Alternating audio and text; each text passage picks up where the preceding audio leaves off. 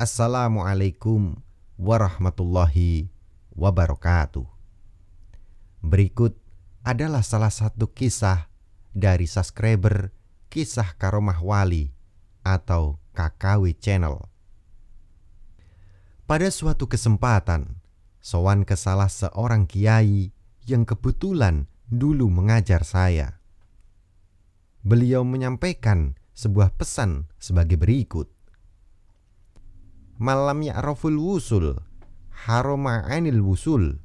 Artinya, siapa yang melupakan asalnya, maka sulit untuk mencapai kesuksesan. Melalui pesan itu, sang kiai ingin menyampaikan bahwa seorang santri atau murid dimanapun dan kapanpun jangan sampai melupakan guru yang dulu pernah mengajar dan membimbingnya. Hubungan guru dan murid, kiai dan santri tidak selesai begitu saja setelah proses belajar rampung, tapi sampai kapanpun hubungan ruhani akan terus terkoneksi, kendati jarak memisahkan begitu jauh.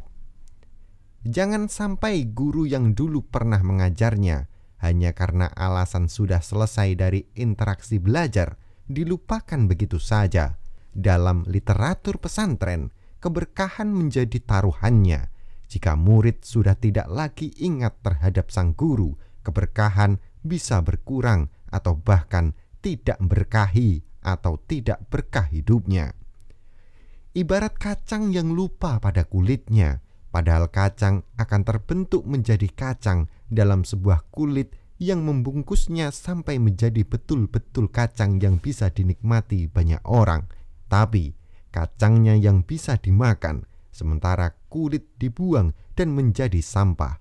Begitupun seorang murid bisa memperoleh ilmu dan suatu pencapaian hidup, tidak lepas dari peran seorang guru yang dulu membekalinya ilmu dan doa setiap saat.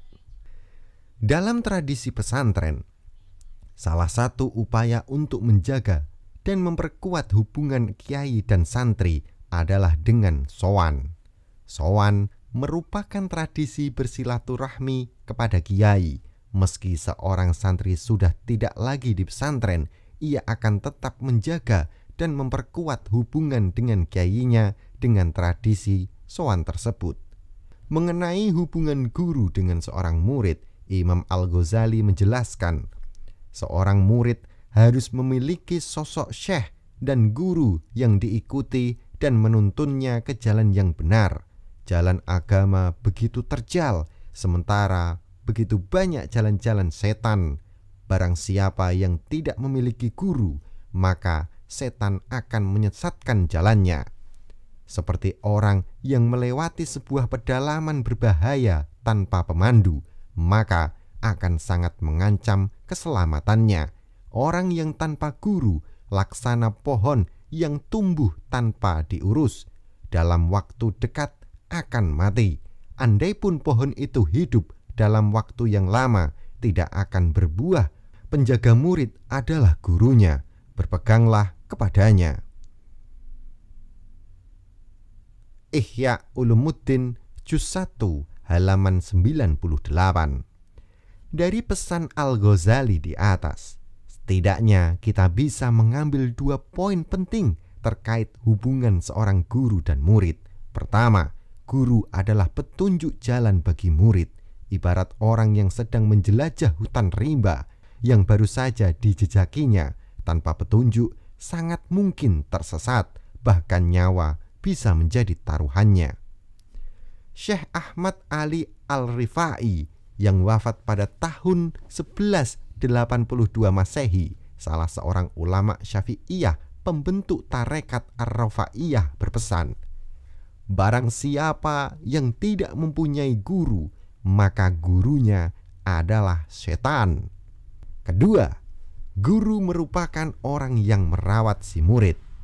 Tanpa perawatan guru melalui ilmu yang diajarkan serta upaya-upaya zahir dan batin yang diberikannya, tidak mungkin seorang murid mampu meraih apa yang hendak dicapainya. Al-Ghazali menganalogikannya bagaikan pohon yang tumbuh tanpa perawatan. pasti akan mati kekeringan, jikapun hidup mustahil berbuah. Poin yang kedua ini senada dengan pesan Syekh Abu Ali Ad-Daqa yang wafat pada tahun 412 Hijriah, salah seorang ulama Sufi. Beliau berkata, pohon yang tumbuh secara liar, tumbuh sendiri dan tidak ada yang merawatnya, jikapun hidup tidak akan berbuah. Andaikan berbuah sebagaimana pohon yang tumbuh di pedalaman dan gunung, rasanya tidak seperti buah di kebun. Syekh Az-Zarnuji dalam kitab Ta'lim Al-Muta'alim mengisahkan tentang putra seorang Harun Ar-Rasyid, khalifah kelima dari kekhalifahan Abbasiyah yang memerintah antara tahun 786 hingga 803 Masehi.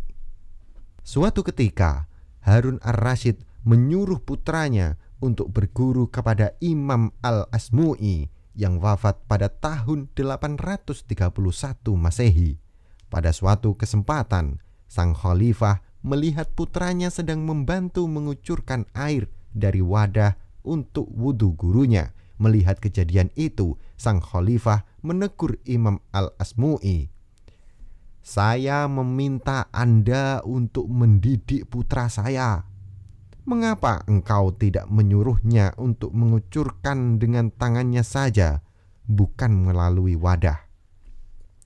Bayangkan, seorang Harun Ar-Rasyid saja tetap menyuruh putranya untuk menghormati sang guru dengan maksimal. Bahkan tidak cukup dengan membantu mengucurkan air untuk wudhu gurunya dengan wadah, tapi harus dengan tangan putranya sendiri. Demikianlah betapa penting kedudukan guru bagi seorang murid. Guru adalah orang yang berilmu. Menghormati guru berarti menghormati ilmu itu sendiri. Salah satu bentuk penghormatan kepada guru adalah dengan tetap memuliakannya kapanpun dan dimanapun. Jika Anda merasa bahwasannya konten ini bermanfaat, silahkan like dan bagikan ke seluruh jaringan yang Anda miliki. Wallahu a'lam bishawab. Wassalamualaikum warahmatullahi wabarakatuh.